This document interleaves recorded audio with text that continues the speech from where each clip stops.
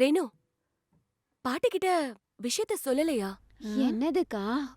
அதாண்டி கல்யாண ரிசப்ஷன் பத்தி. ஐயோ, என்ன இழுக்காதீங்க. நீயே அதெல்லாம் சொல்லிக்கோ. ஆ, என்னடி என்னடி? என்ன சொல்லிட்டு போறா? பாட்டிமா, கேக்கறதுடி சொல்லு.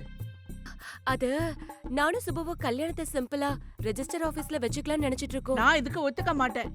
என் பேத்தியோட கல்யாணத்தை தாம் தும்னு நடத்தலான்னு பார்த்தா நீ என்னடி வளரிட்டு இருக்க? அதுக்காக இல்ல பாட்டி, நான் சொல்றத கேளு.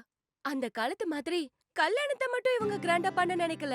அது கூட ரிசப்ஷனையும் இவங்க கிராண்டா பண்றாங்க. ஓ, அவ்ளோ செலவெல்லாம் நாம எதுக்கு பண்ணணும்?